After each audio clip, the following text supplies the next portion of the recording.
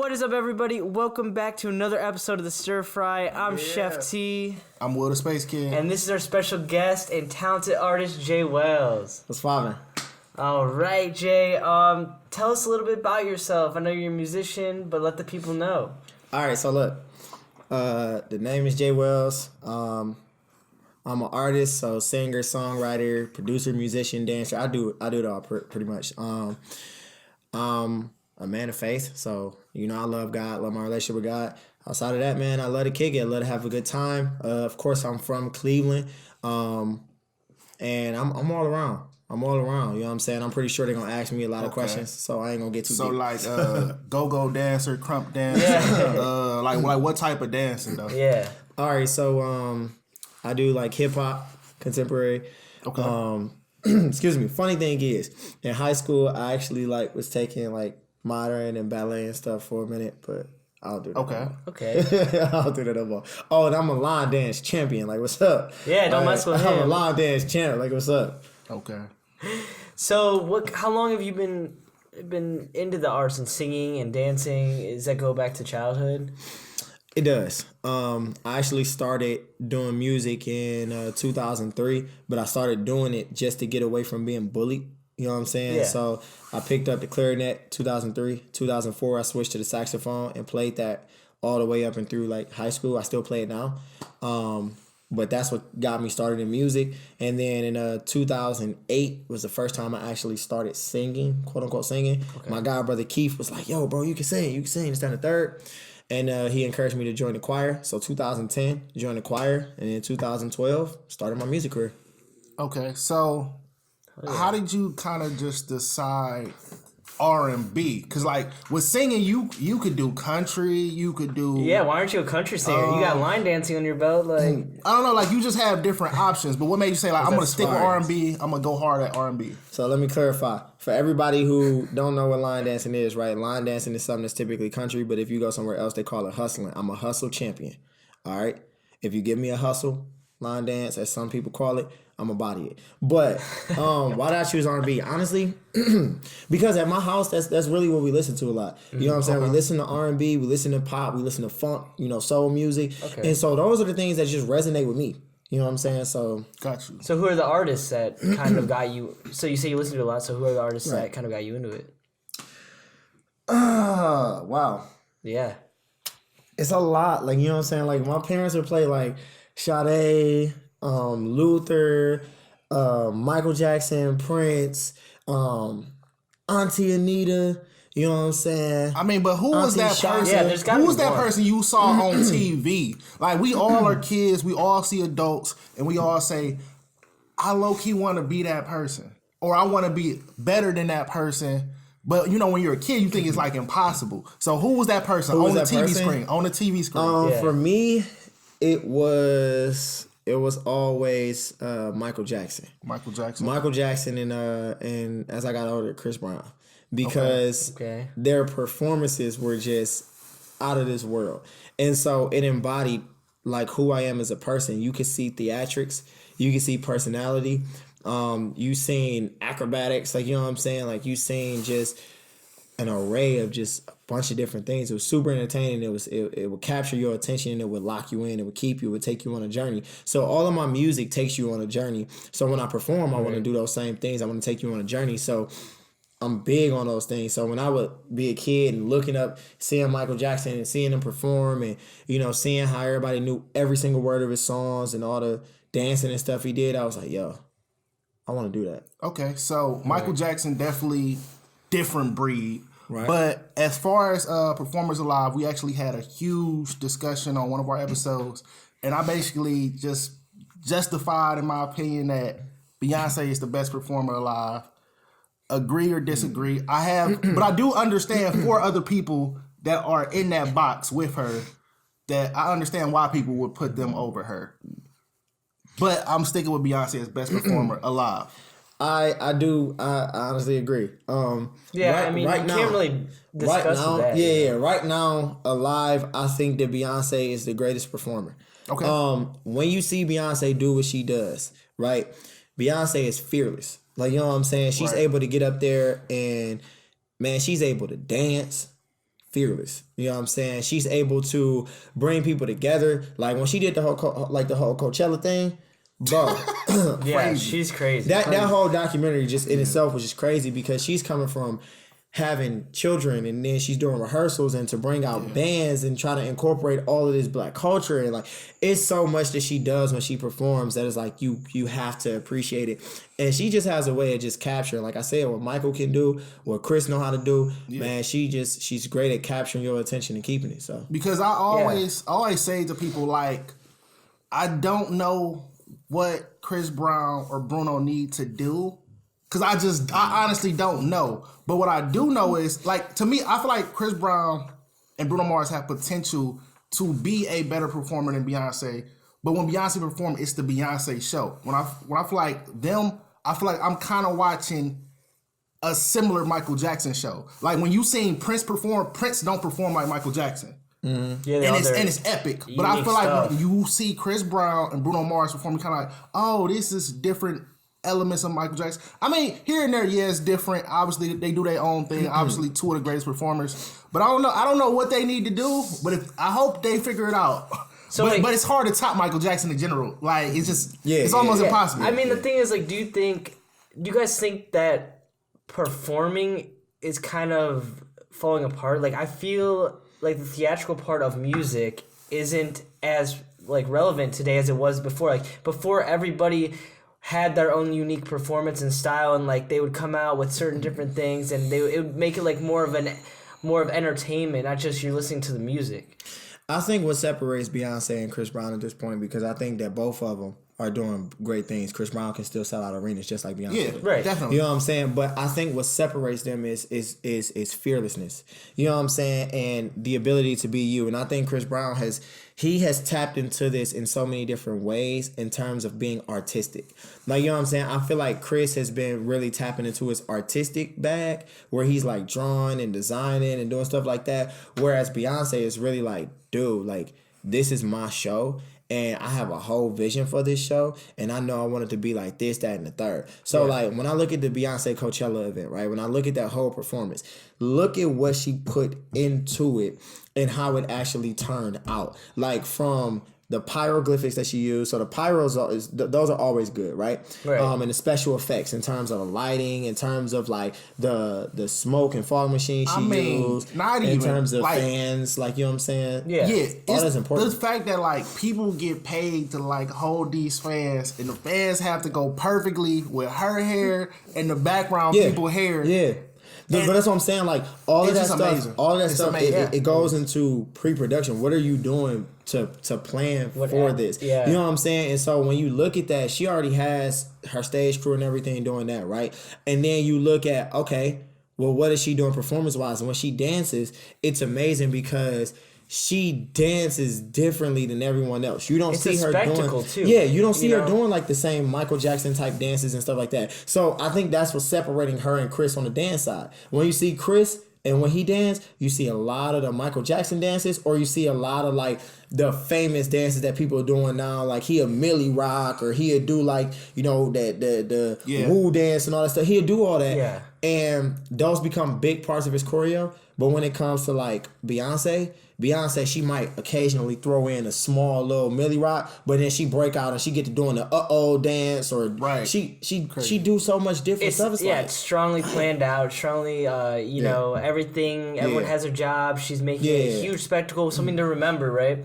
So, what is one of your favorite concerts that you can remember performance-wise, just right off the bat, like that you've been to? That I've been to? Yeah. I have a couple. I feel like an interesting date. I have three, right? Sure. So I have the Jonathan McReynolds Make More Room concert and the Make Room concert. So both of those is like one for me. So Jonathan McReynolds, he's a gospel artist. I think that he's phenomenal. One, the ability to usher the Spirit of God into that entire room, a packed out, sold out venue, right? He was able to do that. I met Jonathan Traylor there. Jonathan Traylor is a phenomenal gospel artist. Like I'm talking about, like, dude, it's like Chris Brown of gospel. Like it's hard. Like the dude is raw. And so I just met a lot of like new artists and stuff like that. It was really dope. So I took my girl. We had a great time.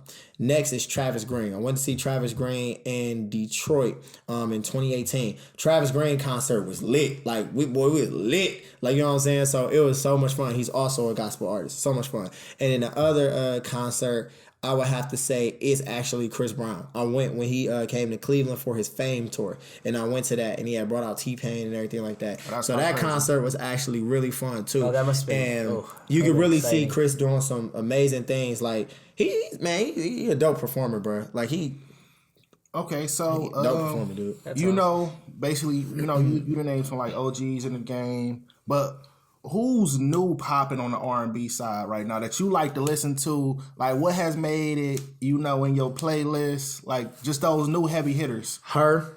Okay. Ari. Great. Definitely. First of all, her is my favorite. Like, my favorite. Yeah, she's amazing. Vocalist She's very right talented. Ari is just absolutely amazing. She's dope. It's this new girl named Jayla Darden who's actually really cool too. Like, she's super dope. Have to check that out. She got a EP she dropped called Onto Something. It's crazy. She's really good. Who else? I like Mahalia is not really new, so can't really name her new. I consider new like a 5-year time span. Oh, okay. All right, bet. Yeah, we're not talking like 2000s. Yeah. So definitely Mahalia. Past 5 years. Georgia is super dope. I feel like I just be really jamming like Ella Mai and Ella Mai Summer Walker is cold. Yeah, Ella Mai dope. I don't know. Summer Walker, she like personally she's like kind of a little weird, but I like weird, so it's like it's different. I mean, so stands like, out in the game. I mean more so music wise. As far as she's dope. Yeah. As she far as her amazing, whole like situation, I kind of understand her situation. Yeah. Like it makes sense to me. It makes sense because it makes sense. A lot of people don't understand like.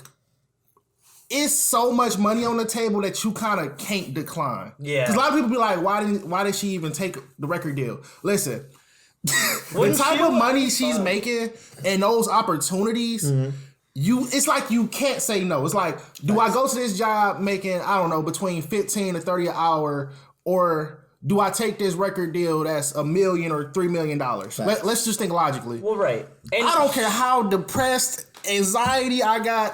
You just gonna sign. Now, granted, what comes with that is shows canceled, angry fans. But I don't know. But she's kind of like figuring it out. Either way, she's making it though. She's making all this money, right? And she wouldn't see. She's a person that wouldn't be able to make it in. Like she probably would be, but she need a huge team to make it independently because she doesn't obviously want to be in that position anyways. So now that she has a whole marketing team that's doing it for her, all this stuff's done for her. So all she has to do is just make music and then perform. Yeah, you know what I'm saying. And I think personally, what I would do if I was her, I would personally I would invest in a therapist. You know what I'm saying? Like to help you deal with the social anxiety, I would invest in some kind of like professional help just to help you ease it a little bit to where you can actually go out and perform. I know in some settings it's just a little too much. I feel like everyone needs. Yeah, like you know what I'm saying, like to get that kind of professional help. Yeah. I think that'd be good. I think Brent, he's a dope singer too. I think Black, I don't really even know how to describe him, but like he just fire, and I don't even consider him new. He like a vet for real. Okay. He's dope too. I don't know, man. It's a lot of dope people, man. Okay, so a lot of dope, people, and you've seen a lot of like dope concerts. You've been having concerts yourself. Facts. So how was LA versus the shows in Cleveland, or just even having the opportunity to go to LA? Yeah, because. Man, it looked like a great time. Every Ohio artist don't get to perform in LA. Yeah. Honestly, bro, like it was a blessing, bro. Like God really showed up and showed out with the LA trip. So like the LA thing, it was so random because a lot of people don't even know the story. Like I have not worked an actual job since October 24th.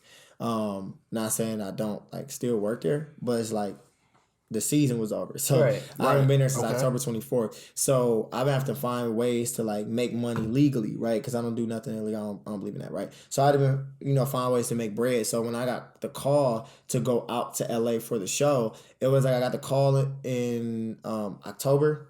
He gave me the date. I didn't know if it was confirmed or not. And then I got a call 2 weeks before I was supposed to leave out, giving me a confirmation like, yeah, the show is officially confirmed. We want to make sure that you good, you still on. Right. And then I end up getting, booking the show.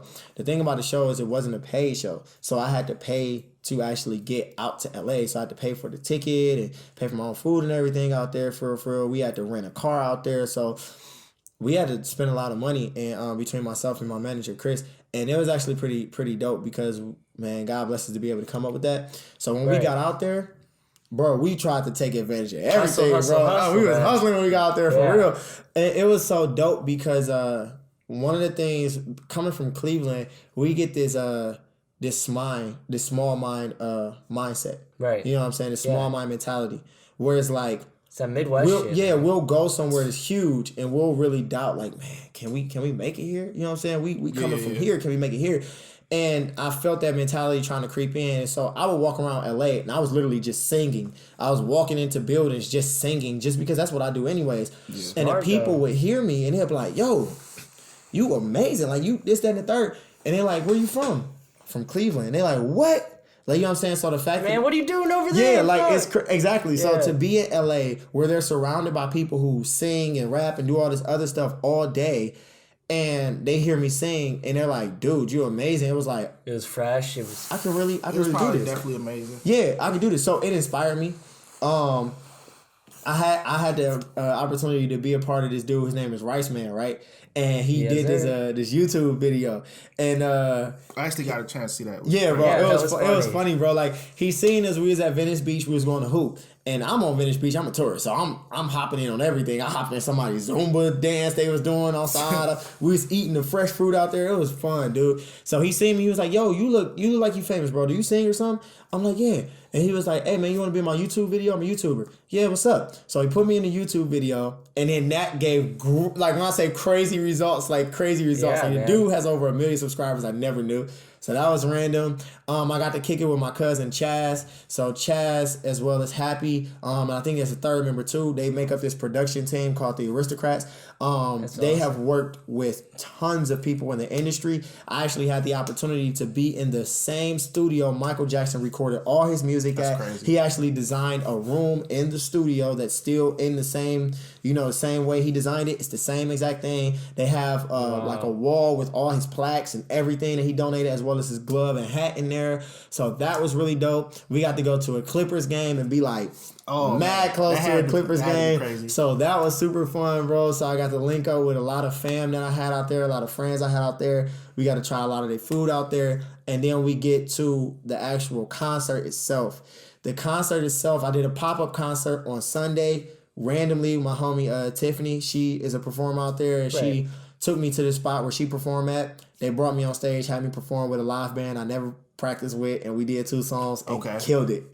Killed it. It was so amazing. And then we did my concert, and the promoter was like, bro, you're not even from LA, and you brought the most people to the show. So LA in itself was it was a journey, it was a trip. I met a lot of people, a lot of great connections, and man, when I tell you some beautiful things coming out of that, I can't talk about it necessarily, but that's definitely dope. Yeah. We actually, had a tour recently, and we got to go to different cities.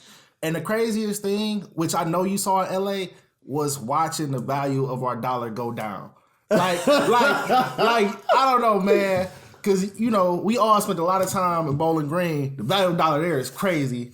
Then you come back to Cleveland, you see a little difference. But you start going to these other cities. So how was it just like when you was looking at prices of different things? Like, oh man, it wouldn't cost me that in Cleveland. Or did you actually find somewhere crazy in LA? Ooh, I didn't came up on a... Yes. Okay. So first of all, this coat is the Zara coat, right? This coat is normally anywhere from $199 on up. I got this coat for $36 because I was thrifting in LA. So thrift stores in LA. That's genius, yeah. Thrift stores in LA, they take a lot of, like, dude, when I tell you I was walking past Gucci, Balenciaga, Versace, bro, I'm walking past all this high-end stuff that would normally cost thousands of dollars. It's in there for a couple $100. Okay. Like, you know what I'm saying? Gotcha. So thrifting is a number one, like, if you're out of town. Well, you got all these rich people just fucking... That's what I'm saying. If you're out of towner, out of season, they're gonna go fucking thrift. Donate their thrift. Yeah, go in there genius. and thrift. That's the best thing to do. Food there actually was not bad. Like food, it was like almost the same price that I was paying here. Okay. Like, you know what I'm saying? So their food is actually pretty cheap. The only thing that was really throwing me for a loop, bro, can't lie. A ticket in LA, like a parking ticket here in Cleveland, if you park downtown in Cleveland somewhere, you'll get anywhere from $25 to $50, right? Yeah. Parking ticket in LA, $76 up. For a minor parking ticket. It depends on the situation. Yeah, it depends on the situation. Got a parking ticket? Oh, yeah, he did. On a rent-a-car? Yeah, because I had some friends like tell me like they didn't pay like $150 for a parking ticket. Like it's over $200 to get your car out of tow. Because that place is so saturated, man. Like with people, if they tow your car, it's over $200 to get it out. The gas was like $4 something a gallon. Like, you know what I'm saying? So I was just like, bro, my ass is fucking. I don't know. Bro, I want to walk, bro. Yeah. I ain't gonna lie, I want to walk. Their parking lots actually were like parking and stuff. Like when we went to the Staples Centers, parking was the same here as Cleveland, 20, 25. You know what I'm saying? Yeah. It was an event. So it was the same here. Liquor, same. Like, you know what I'm saying? So a lot of this stuff was actually the same, but it was really like the clothes, way more expensive for real. Like the clothes are more expensive depending on where you went. The gas was more expensive type deal. That gas is crazy. And just overall cost of living out there, man. Like, you know what I'm saying? Yeah, it definitely goes up. Yeah, it's fucking unreal. Like, well, going back to, sorry, backtrack a little bit, but going back to the Rice Man thing, that, just think about the idea that you went to LA, you had no plan but to perform, and you got to do all these different things.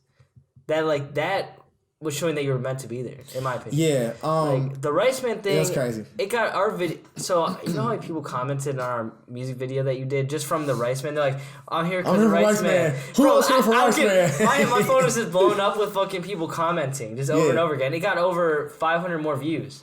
Yeah. Like, I think it's almost at 1,000. You know what's crazy? Like, it's crazy. So, if you go to Rice Man's video, you know how you can actually, like, put the timing of a video in a comment, and if you click it and they go to it, somebody had posted the dude at 2:13, which is the time when I came in. The dude at 2:13 is the coolest dude in this entire video. I seen that. That's over amazing. 500 people have liked this, and Rice Man pinned it to his page. Really? Yeah. Over 500 people have liked this. That's pretty. And then that's not to include multiple people who have gone through his comments and commented about, that dude Jay Wells, man, that dude Jay Wells, I want to listen. So now there are people from all over that tuned in to Rice Man that are now listening to my music. Yeah, how your streams doing after that? Like, I feel there's got to be an increase, man. Like, it's definitely an increase. I just don't know how much of an increase yet. Right. But it's definitely an increase. So even my own YouTube, my personal YouTube page, has been seeing much more engagement. Like when I drop a video, people like it, they comment, they share it, all kinds of stuff, and I'm like, wow, like I'm getting engagement on YouTube, and this is from me. I didn't even use YouTube at a time, so it's like. It's from you being yourself. Yeah. And doing stuff that you already would have done no matter what. Like, you're going crazy. That's just amazing, because I truly believe that, like, things attract each other. So your personality, what you're doing, what you stand for, you know, Rice Man saw that, came up to you. You could have came up to anybody in that. Yeah. A dude that has millions of subscribers came up to you because he just felt the energy, you know? Yeah. And you going from Cleveland to there and just experiencing that is just insane to me. Yeah.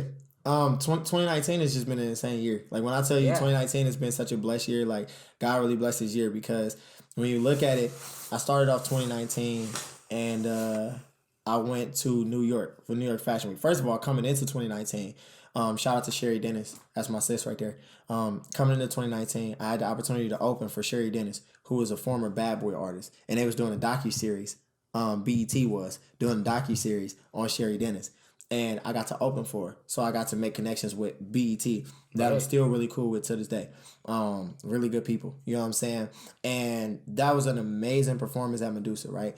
And then I end up making connections or getting reconnected with Keisha. Keisha is the owner of KDC, a great great brand, and she's from Detroit. And so I met her in September when I opened for Sammy. And I actually opened as a background singer, but it was funny because I ended up somehow kicking it with this dude Sammy and VIP, and he heard me sing and everything. So that's a whole story in itself. So I met Keisha that night. We relinked in December, and then in February, we actually went to New York Fashion Week with Keisha. Like, you know what I'm saying? Because she's a part of New York Fashion Week. And that's already in February. Right? That's only 2 months in. Yeah. So February, we went to New York Fashion Week. I got to perform out there. So shout out to Keisha for the opportunity. So that was super dope, right? Okay. And then we come back from New York Fashion Week, and then Temple of Passions has me perform at their Valentine's Day event. So that was super dope. Then from there, we get verified on Apple Music, Spotify, Shazam, Genius. We get a Google Artist Panel. We get verified on Google. We get on Z1079 twice. Won Dope Artist of the Week. So I got a radio interview from Z1079 that was posted up. Then actually did the Dope or Nope concert. Ended up winning fan favorite with the most votes for the night. End up having my own album release party, packed out, sold out from start to finish. Over 250 people there. Dropped my album at midnight. Everybody went and streamed it. I had about 5 favorites on the album within an hour or 2 hours of it being released. It dropped down to 3 favorites now, which is cool. But the 3 favorites keep switching from song to song. Right. So that's pretty dope. Then from that, just having more opportunities to perform, like the whole LA thing popped up, and had the opportunity to perform there and stuff like that too. Made great connections. Like I said, it was E1079, performing at Chicago's Chicken and Waffles, performing at Rebar. So it was just this year in itself, man, in entirety, it's just been like, wow, I got a Pandora station, my own Pandora radio station. So like everything in 2019 has been super. It's just been snowballing, man. Into what 2020 is going to be. It's going to be that next step. Oh yeah. So you've been to like a few great cities, but where do you think you want to perform next? Where do you think it's a big city that you want to go? The only city I haven't performed in that's like I think it's huge right now, Atlanta. So Atlanta, yeah. Atlanta, I think is definitely Atlanta's on the radar. So anybody that's in Atlanta, hit my line. They on the radar. Yeah, hit him up. He's talented. You know what's crazy? Talented. I actually have a family in Atlanta. So if I go down there, I have lodging already. I have a lot of like friends that actually do music in Atlanta. So my homie Nick Lavelle, Nick is a crazy performer. Crazy, right? Like crazy, right? It's crazy. He does this thing called the Nick Lavelle Experience, bro. And so when he came to Cleveland, like this is my boy. Like, you know what I'm saying? Like we don't make the same kind of music or whatever, and that's cool or whatever. But this is my boy. Like, you know what I'm saying? He funny. So I was supposed to do a show with him for Midwest Greek Weekend, like in 2017. That all fell through. Like I was with the promoters or whatever. That all fell through. But him and I stayed in contact. So I don't even know how. But I end up seeing him in concert once before, and then he came to Cleveland because he was on tour with Anne Marie. Okay. And so when he came to Cleveland, him and my homie Miles X Dope, you know what I'm saying? So they came to Cleveland, they hit me up. And so when he hit me up, he like, bro, pull up on me. So I pulled up to the hotel. He gave me the wristband to get in, so I kick it with them. I'm backstage. I got to meet Vito, the singer, and stuff like that. So I'm backstage and everything like that with them. And bro, when I tell you, bro, this is my first time actually seeing the Nick Lavelle Experience like live in person. It was funny. 2, it was lit. But 3, it was so different because the things that he does on stage, he's fearless. Like, you know what I'm saying? Like, he literally will pull a girl on stage, and I ain't gonna tell everybody what he does, but he'll pull a girl on stage and go crazy. Like, you know what I'm saying? Yeah. So the Nick Lavelle Experience, man, he's been taking that thing and going all around. The dude been on tour with Jacquees, Anne Marie. He just performed at the Little Caesars Arena. Like, you know what I'm saying? So that's my boy. He been doing some big stuff. So that's another person that's in Atlanta and everything like that. So that's another opportunity, you know what I'm saying, right there too. Another person I have connections, networking. Yeah. So I feel like 2019 is full of networking. I'm big on connections, bro. Like I'm super, super, super big on connections. And I don't know, man. That's something that I think about now. I look at, man. Okay, so you organize a lot, you plan a lot, and you have to, keep track of time. Absolutely. So we want to get into the subject. Can you buy time? Yeah, we'll segue into this subject. I know it's off guard. We want to ask. Can you with the left hook? Can you buy time? It's an interesting concept. I got a lot of answers for this. Yes and no. Okay. You can't buy time living on Earth, but you can buy somebody's attention. Like, you know what I'm saying? And I say that because if you come to somebody who, you know, already has a busy schedule or something like that, and you offer a certain amount of money, then they're willing to offer you some time in the midst of their busy schedule. Right. Like, you know what I'm saying? So I know a lot of people that are like dumb busy. Like my homie KY, DJ KY, stupid busy. So if I was to go to KY and be like, yo, KY, I need you for, you know what I'm saying, this show or something like that. That's time out of his schedule where he can be, he can be making money elsewhere. I'm gonna have to pay for that time. You know what I'm saying? If somebody want to book me for a show, I'm coming out. You want to book me for what? 15, 20 minutes, maybe longer, maybe less. Right. You got to pay me for that time. So I believe they can. Yeah. So you're saying that you can, if you want somebody's time, you can buy it, right? Yeah. You know, everyone has a price. Yeah. What about buying like yourself, your own time? So for me, buying like time for like me time. Like, yeah, like, do you think it's possible to, like, buy yourself more time? Yes and no. Yes and no. I mean, there's no wrong answer. Right? Yes and no. I'm saying yes because for me to buy myself time, this is what it looks like, right? So, like, say if because the term buy or the phrase buy more time. Yeah, it's like, interesting. Yeah, it's interesting because it's like, hey man, stall them. I gotta buy some more time. Like, you know what I'm saying? That's what I think about. Like, I ain't ready yet. I gotta buy some time. Like, you know what I'm saying? So, I've been in situations like that where I had to like speed dress or try to hurry up and scramble and get some stuff together to try to buy some time. Maybe like make up for lost time in some kind of way to buy me some more time.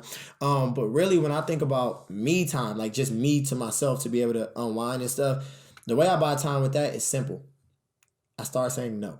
Like, you know what I'm saying? Like, I learned the art of saying no to certain things. Like there are certain performances that I've said no to because I just needed time for my mental health. I needed time for me. So that's how I buy myself time. And I think that was the main thing I was getting at. So all the time, like we see people like a Warren Buffett, a Bill Gates, etc., and they might say like, "Man, I got all this money, but I wish I could buy time." But the reality is, they can stop.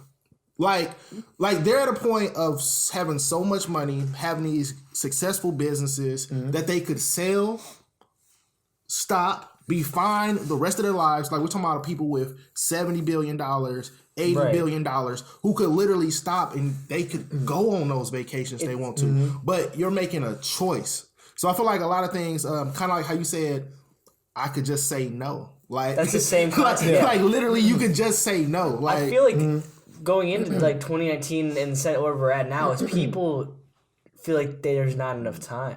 You know, I feel like what people feel like they have to say yes to everything. Yeah. You know, like everyone, if someone comes up to you, you get conversation forces you to say yes. That comes from the perception of success. Yeah. Everybody's perception of success is you have to be doing something every single minute of the day. But it's not. And and then they want to showcase it, right? Yep. Like. When you actually look at me and you look at my Instagram and stuff like that, it's spaces in my Instagram. Like, you know what I'm saying? It's days that I didn't post anything at all. Like, you know what I'm saying? And it may not look like I'm doing the most, but when I just described to y'all my 2019, you like, dang, dude, you did all that? Like, you know what I'm saying? Yeah, you were out here, but it doesn't mean that you were... It doesn't mean every single day that I was sitting out here like, man, I'm going to doing this, I'm doing that, I'm doing it. Like, you know what I'm saying? A lot of people, they become, like, addicted to the work, and they think because they're busy that they're productive. Just because you're busy don't mean you're productive. Like, you know what I'm saying? You can be busy and you can be destroying your body. Like, you know what I'm saying? If you're not taking care of your mental health, if you're not taking time to be to yourself, to be a human, like, you know what I'm saying? Especially in our field, right? Yeah. So, will you do music? You can probably attest to this. When you do music and when you become a public figure, bro, my bro Tayshawn told me like a couple months ago, he said, Jay, you can't just walk in places the way you used to anymore because you are now a public figure. Right. And that hit me different because there are moments where I just feel like me. Sometimes I forget that I'm Jay Wells, this artist or whatever, because there are moments I feel like me. And so we go through life living this double life where it's like out in public, I'm Jay Wells, but in the house, I'm actually me. I'm just a regular human. I'm just myself. I'm a son. I'm a brother. I'm an uncle. I'm a nephew. You know what I'm saying? So you think about all the things that you are, right? And so for people that's like us, you know what I'm saying, that's living this kind of life, man, we got to take time to ourselves to really digress and stuff. We got to take time to just be like, look, man, I just need to be me for a second. Because otherwise you would get caught up. Yeah, that's the thing with burnout, right? People burn themselves out. Yeah, exactly. Like with you being an artist, me being a videographer, you know, it sucks is we sometimes feel like we're overloaded. Like, oh, this is time when we should be working. We have this like I'm sitting here watching TV. I shouldn't be watching TV. I should be making music or I should be editing a video. But then you realize you're like, okay, well, will this help? Will this really benefit me if I'm stressing myself out in the long term? Like you'll still get it done. Like no matter what, you'll get this done. You'll do what you have to do, but you're taking time for yourself. And people just never do. People just think that this culture, Gary Vee, all these people that are telling you that you'll sleep when you're dead, like that's bullshit. You know? Yeah. That's why these successful people, I think they utilize their time better, which makes them more successful. But you know how you utilize time better? You utilize your network and your resources. Yeah. They always say you're only as rich as your network, right? Your network is going to determine your net worth. You know what I'm saying? Yes. And so it's like you have to get into a place where you don't necessarily have to do everything, because a lot of people feel they got to do everything, because I struggle with that too. Yeah, and listen, my girl will tell you that, my dad will tell you that, my mom will tell you that, my brother will tell you, everybody who knows me, y'all can attest to it. Oh, yeah. If I'm sitting down, bro, and I'm sitting for too long, I get antsy, bro. Like, and I've been having to learn it's okay to sit down and watch a movie. It's okay to sit still and be in the crib and not do nothing. It's okay to not be on your phone and be on social media and stuff like that. All of that stuff is okay. You don't have to always be seen, always be present and stuff to feel like you are making an impact. You don't have to always do that. So what I've also noticed in that situation is you have to think about it, especially us as a writer, videographer, entertainers. The more you know, the more you're able to talk about and utilize. Yeah. So if you just say, I'ma just write music, Mm-hmm. and then you haven't been outside, you haven't entered the world, you haven't been watching movies, you haven't been on social media, what are you talking about? Eventually you're going to run out because you're not even living life. Mm-hmm. Yeah, because you're not relatable anymore. Yep.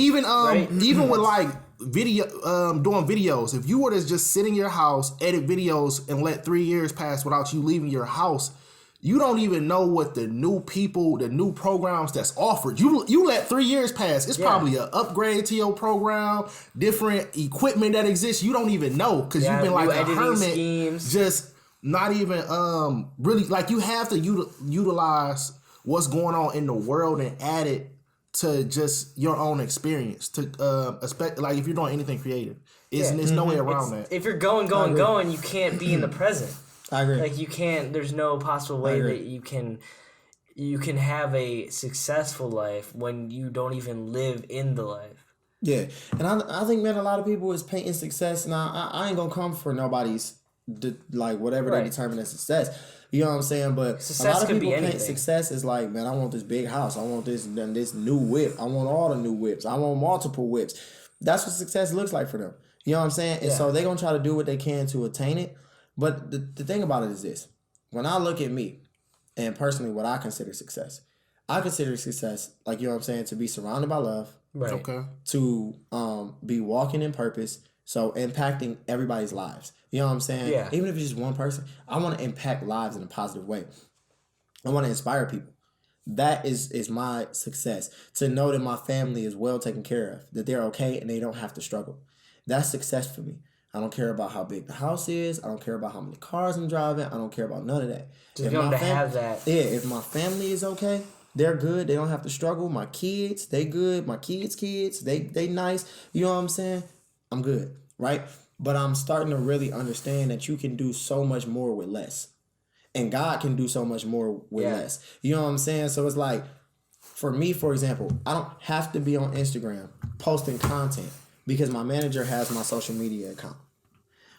My girl has my social media account. I have a bro who has a social media account as well. So like, I can ask them at any point, hey, look, I just need a day to myself. Can y'all manage my social media? Oh, absolutely. And they take care of it. That's the point of having a team. Right. Like, you know what I'm saying? Before you came around, I would try to edit my own videos. I would do Legacy Fridays and I would set up a camera on a tripod and I would edit my own videos. Now that you here is like, well, I don't have to do that. I can just hit up Ty. So that's stress off my back. You know what I'm saying? I don't have to try to do everything myself and try to learn how to be as creative in every single aspect. Man, I can focus on, dude, I want to do music, now I you want to have engineer, do this. Yeah, now you have your graphic designers that handle one Absolutely. thing. Then I'm on the video side where the creative visuals are we Absolutely. handle. Like you don't have to worry about even we create a concept together and then we execute it. I'm gonna execute it. Mm-hmm. You don't have And to because worry. of that, I bought time. Yeah, and because that you bought time and for everyone, I want to make sure that you guys know that hard work. So you don't have to stress yourself out, but this is all you still have to work hard. We're not saying we're not saying fuck hard work. Like you have to work hard, but also reward yourself with your own time and be present because that's what will get you further. Yeah, work hard on your craft. Yes, but also work hard on your health. Yep. Because health is physical, it's mental, it's spiritual. You know what I'm saying? Work hard. Because if your health is not together, your craft is going to fall to the side. It's going to be terrible. Everything you output is going to be terrible. If your mental health is trash, your spiritual health is trash, your physical health is trash, excuse me, everything you output is going to be trash. Right. So now you suffering in both areas. You got to work hard in your actual health and in your craft. I promise you're going to reap the benefits of it. And working hard in your health is develop a team. Get a team of people around you so you can afford to take some time to yourself. Right. How can you even expect to impact people and do better things if you can't even do good for yourself?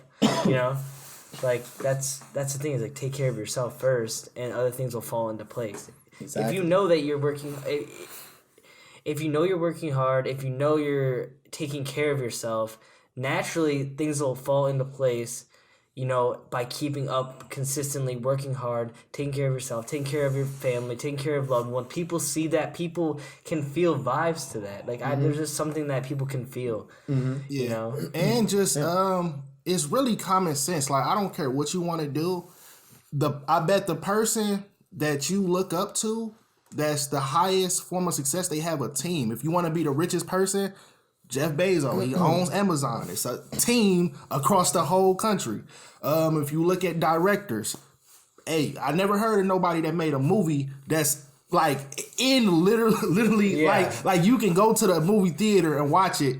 Oh yeah, I shot the whole movie by myself. I was the actor. It's just not possible. Music. It's the reason it's record labels. Even if you're independent, those independent people still have a team of about 15, 20 people. Absolutely. Majorly. So whatever you want to do, you're just going to need a team. If you see yourself reaching that high level, super, super major level, you cannot do it by yourself. It's not possible. I feel like people fear losing creative control, but they don't realize that through collaboration, it could be even better. Mm-hmm. Some people are just afraid to let things go. They think, oh no, if I can't do it, then no one else can. I can. They don't have the vision, but that's kind of weird. You know what I'm saying? But I see it all the time. Yeah, and I know what you're talking about too. It's one of them things where it's that's why connections and real genuine relationships are important. Because I think that what it comes to is that a lot of people they are trying to build relationships and network off of, hey, this person can help me get further in my career. I'm about to go try to use them. Yeah, you're trying to use somebody. Yeah. And networking is much deeper than that. It's more so I want to learn from you. Yeah. What can I learn from you and what can I teach you? You know what I'm saying? So that's when I network with people, that's what I'm networking for. What can I learn from you and what can I teach you? How can we benefit each other? Exactly. Because when you look at that, that's when you start building your team.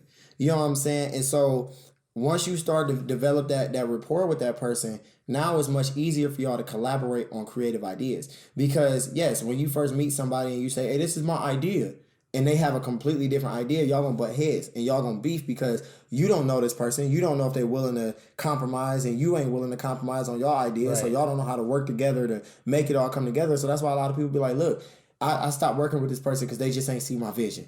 They ain't see my vision. They ain't see my idea. Now, I'm not saying that doesn't happen. There are some people that are like that, even after you have rapport. If egos clash. Exactly. But for the most part, it's because when you built a relationship with this person, you didn't build it with a sense of genuineness. You built it because you was like, I want to use this person. I just want to, I want to drain them of all their resources and then not pour anything into them. I'm just going to dip. And the bigger I get, the less I need them. And it's that's not cool. Everybody who I've networked with, they already know. If they've called me, y'all can attest to it. If they've called me and needed me for something, I got them. Because I know at a time when I call them, and if I need them for something, they got me. You know what I'm saying? Right. Same thing with Will. You know, me and Will, we started building a brotherhood freshman year of college, 2012. Here we are, 2019, going into 2020, and we planning something so major, and he's my right-hand man. Like, you know what I'm saying? Really helping me to come up with a lot of stuff in behind the scenes. This is from 2012 to 2020. You know what I'm saying? We did music together, shows together, everything. You know what I'm saying? Same thing with you. You know, we got linked up doing a movie that he asked me to be in. It's not like he paid me, but it's my boy. He asked me to be in it, so I did him a favor. Got linked up with you. You filmed my video. Not only did you film my video, you did a bunch of recap videos for me, including the Dope or Nope showcase with Z1079. You did a recap with me for my actual album release party. You know what I'm saying? And of course, I've paid you for the video and everything like that. But it's the fact that since you didn't help me out, I didn't even brought more clients to you. Yeah, like, you know that I'll come in if you have a show. You know I'm gonna be there and film. Exactly. So that's what it's about. It's like how can I help you and how can you help me, man? Like, cause it's deeper than just saying I want to just get ahead. You want to help other people get ahead too. So that's what networking is about. So yeah, but also like you're calling whether we like I make videos for you, but you also call me on stuff like shows or your clothing line, your apparel stuff like that's what I feel like makes a team is being able to talk about stuff that's just not even in their section. Like, what do you guys think of this? Like that's dope. Bro, I hit y'all, and that's the thing, bro. And then I want everybody to pay attention to this, right? So these two are actually a part of my team, and Will does music, right? I will hit Will up, or Will will hit me up, like literally just to talk about marketing for what I need to do to advance my music career. This is a musician himself who's talking to me about what I need to do to advance my career. And then he's coming to me with ideas that he has, and it's like, hey, what you think of this? What you think of that? And we bouncing ideas off of each other. That's a brotherhood. Look at Ty, right? So I'm talking to him about, what you think of this design? You like this design for merch? What you think of a commercial? You think a commercial would be dope? Hey, man, like, what you think of the color scheme of this? You think the colors, like, what color should we have for this long sleeve? You think I should do phone cases? Like, we're talking about all these different things that this is my brother. Like, we ain't got to talk about just videos. We ain't got to talk about music. Like, man, I just want y'all input on what I'm doing. Then outside of that, I talk to them about their personal life. Like, you know what I'm saying? We legit talk about personal life. Whether it's him and his relationship, us going out and kicking it. We kick it, and we don't even do anything with music. Like, you know what I'm saying? We just kick it and just hang out. So all of that is important when it comes to your team, man. That's a team. That's a team. You cannot do anything without having a team. Like, bro, I promise you it's a team. You can't. Like, there's just no. Every successful person, everybody has a team. They have a team, and they're great. But they have people they trust. They have people that that bounce off each other, and even you want people to even challenge some of your ideas, which is because that's what makes things better. When you have people there to like balance ideas, but I don't know, and also the idea that you two are both musicians and. For some reason, everyone thinks it's all competitive. Like, you can have a team. It doesn't have to be competitive. It doesn't. Will's not over here like, dude, that's my idea. I'm saving it for myself. Like, fuck you guys. Like, in the video world, I feel like that's a problem. Like, I run into all the time. That's a problem in artist world, too. Yeah, I mean, people are like, I'm better than you, fuck you. Like, bro, that's a problem in the artist world because the thing is this. If somebody, and this is real life, if somebody got hit up, and they doing a 20-25 minute set, right? You got 20 to 25 minutes. And you know another artist that's in your lane that's also doing some really good things, right? That's on the come up just like you on the come up. Right. You're going to ask yourself, hey, am I going to take this whole 25 minutes or do I want to reach out to this person and ask them to be a part of the set? Of course you can't do it for everybody. Yeah, I mean... But you can at least extend hands to those who you know working hard, those who you know doing big things, like, you know what I'm saying, who want to come up, those who you really genuinely support. You know what I'm saying? 9 times out of 10, they gonna say, nah, I'm gonna keep this set all myself. Even if it's an unpaid set, I'm gonna keep this all myself. So if it is a paid set and the other person you hit up don't even want the money, they just want the opportunity to perform. Nah, I'm gonna keep this set to myself because everybody views it as a competition. Yeah. I'm not competing with I'm not competing with nobody but myself. Like, you know what I'm saying? At the end of the day, The music you make is not my music. It don't sound the same. And the fans that you have are not necessarily my fans. And if they are, why can't we like two different artists? You know what I'm saying? People like Megan Thee Stallion and Cardi B. They both females. They both rap. There's enough to eat. You know? Everybody can eat, bro. Like, you know what I'm saying? It's over 1 billion people in the world. So it's like, everybody can legit eat. Why are you trying to compete with the next person to hold them down and hold them back? Man, I'm not on that, bro. If I had the opportunity to do a 30-minute set or something like that, and I know somebody that want to do a show, and I support you, like I vibe with your music, I feel like your music, because this is the thing too, it has to be able to correlate with my brand, right? Right. And if I feel like I vibe with you, I support you, your music is dope, it correlates with my brand, hey, come on, I'm gonna let you get a song on my set. Come do a song.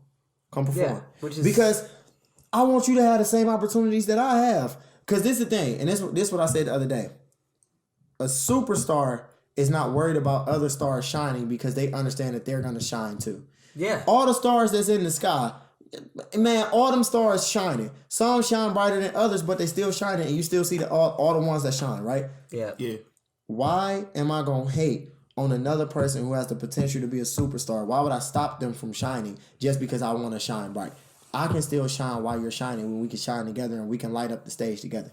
Yeah. That's how I see it. More artists need to think that way. I think whether it's whatever artistry across the board in the world, like if more people would stop seeing it as a competition and start seeing it as like collaboration, we can work together and both be good. Like videos, man, people are cutthroat. Like, oh, my video's better than yours. Like, we don't make the same, like I don't make the same videos. But we don't make the same content. Yeah, we don't make the same content, blah, blah, blah. Like, I want to work with people, though. I want to be able to go and help somebody on a set on another production, you know? Because I just love doing that. That's what I love to do. Yeah, it's your passion. And, you know, I just want to have more friends like that, but everyone's so up their ass on their own shit that they don't realize that, like, man, maybe down the road this will be someone we can, like, you know, gain even higher. You know, we can collaborate in the future.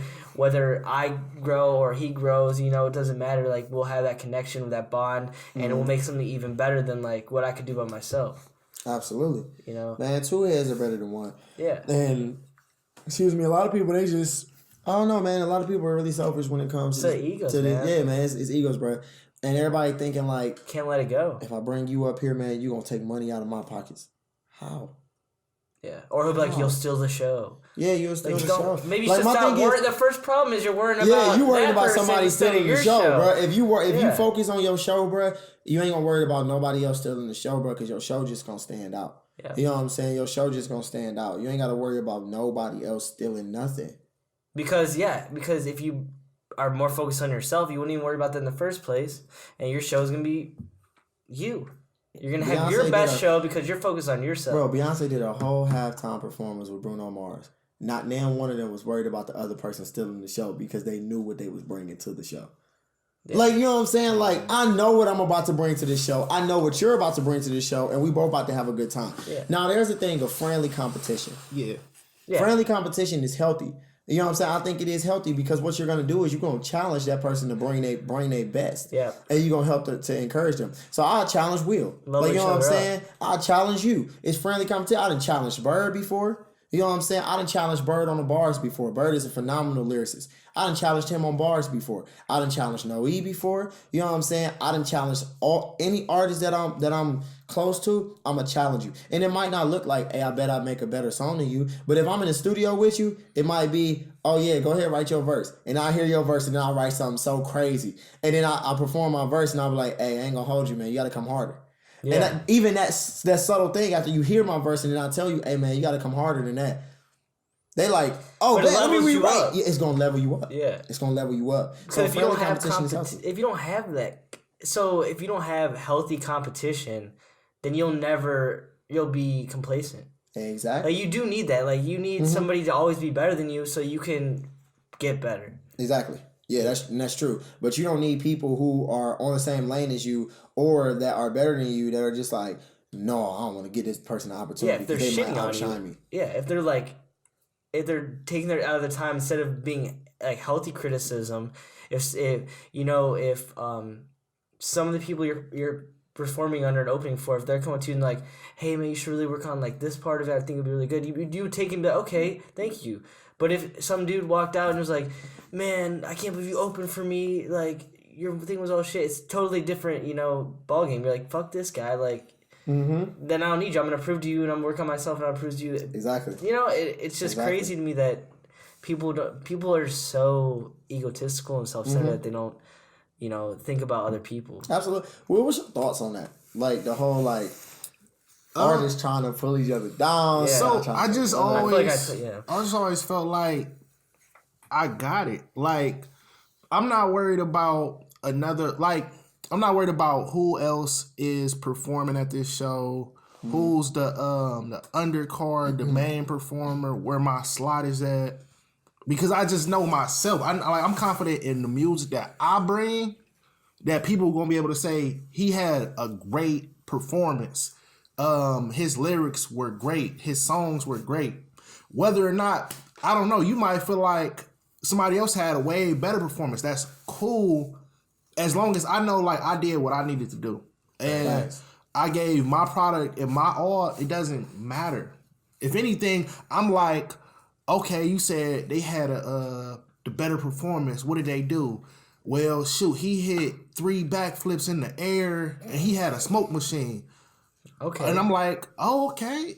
I did not hit 3 backflips in the air or have a smoke machine. Like, and that's something you just take, like, maybe to not even do, but what do I need to add to myself? What can I do with my brand and what I want to show an audience?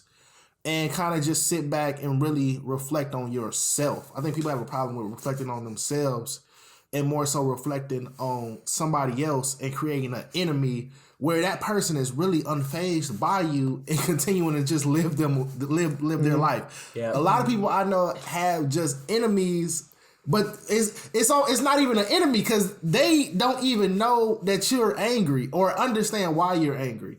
Like, people might see somebody that's popping in the city or popping nationally and be like, man, I can't stand him. I don't know who he think he is. He think he the top rapper, or he think he the top R&B artist. I'm the top person. And I'll be like, why are you so angry? Like, like literally this person, when I say insecure, like, why are you so angry? Like, if anything, just reflect on yourself. Don't reflect on them.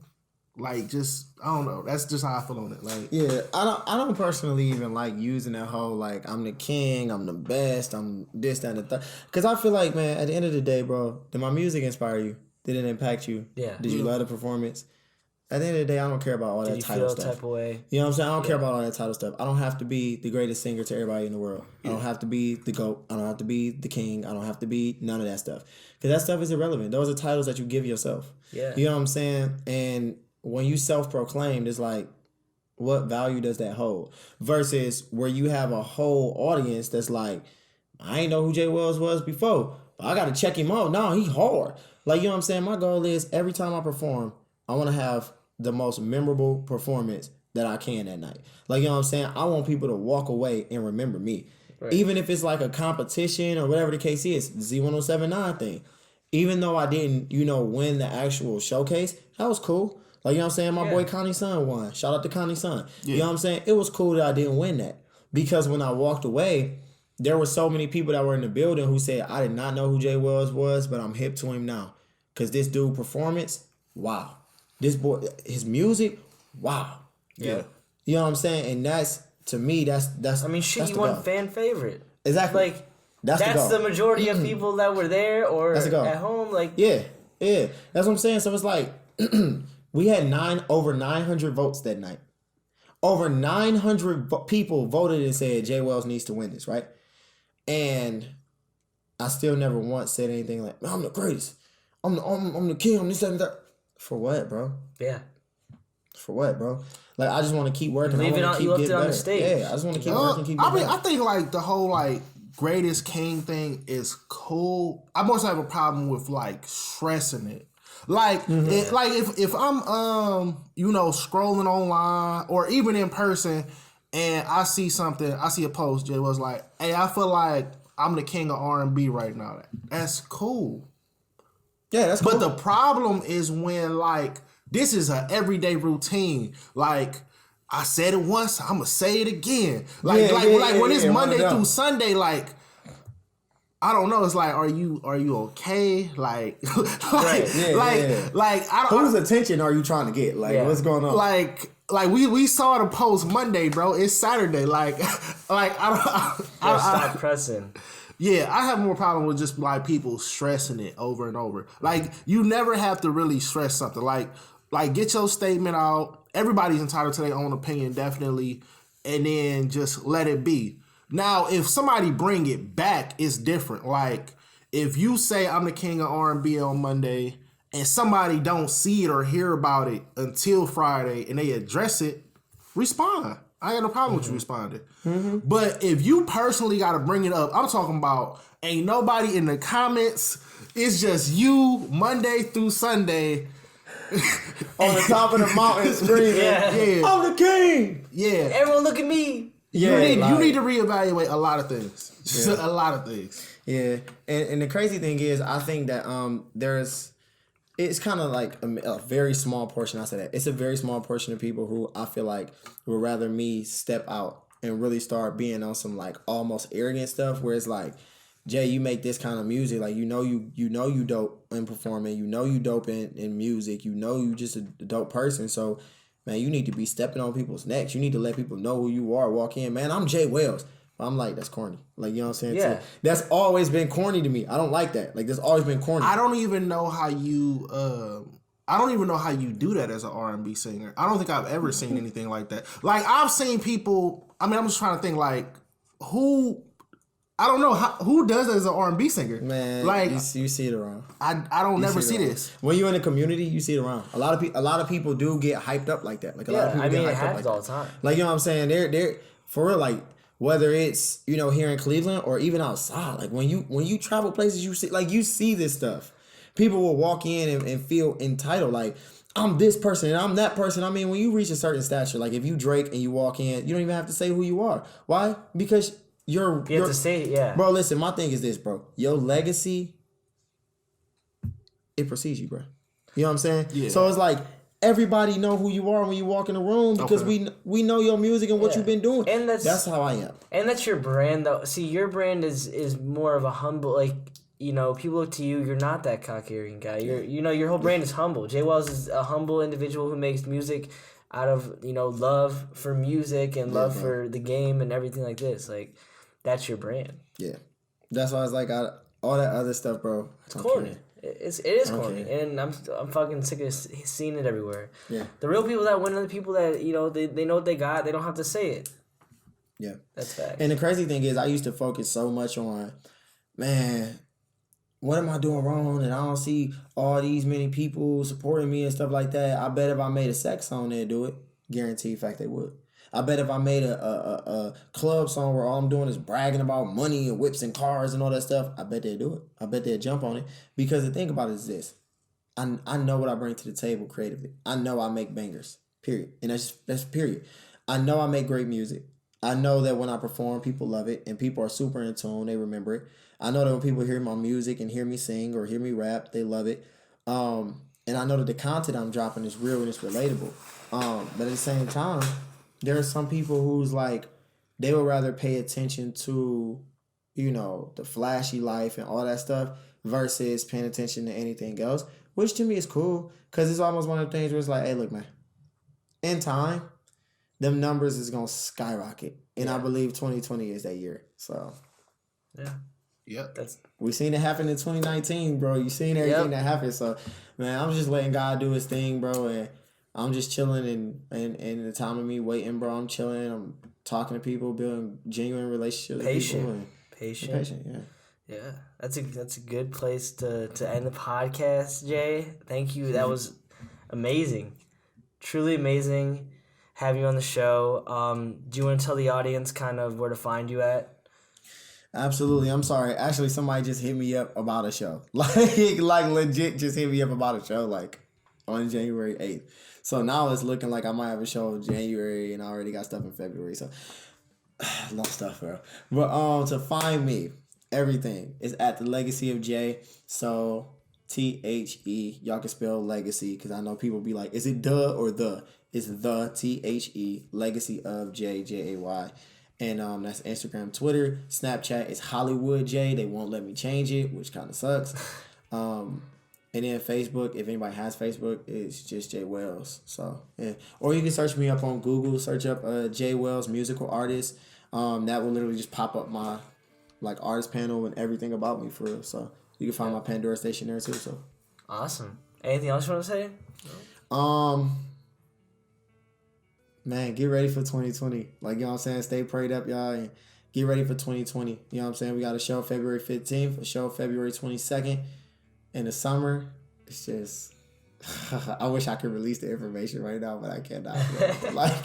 Just know in the summer, oh my gosh. So, yeah, just get ready. Big thing. Maybe we'll have you on again over in the summer to announce whatever you got going on. Oh, yeah, that's going to be big. Yep. All right. Thank you again, Jay, for being on the show, providing us with content. I actually think this is our longest episode yet. Oh, word. That's how you know it was a good episode. Yeah. Good vibes. Good vibes, great conversation, great content all around. Absolutely. Speaking great words. It's great words, the truth. You got anything to say, Will? It's just been a vibe. It's just been a good vibe, good time. Just good energy in the air. Everybody's ready for 2020. This has been Will since different 2012. All right, y'all. All right, well, thank you all for listening and watching. And I'm your boy, Chef T. Will the Spacekid. Will the Spacekid. Jay Wells, y'all be checking out. And Jay Wells. All right, keep it real, everyone. See you next time. Thank you all for listening and joining us on another episode of the Stirfry. All the music was created by Steve Ozell.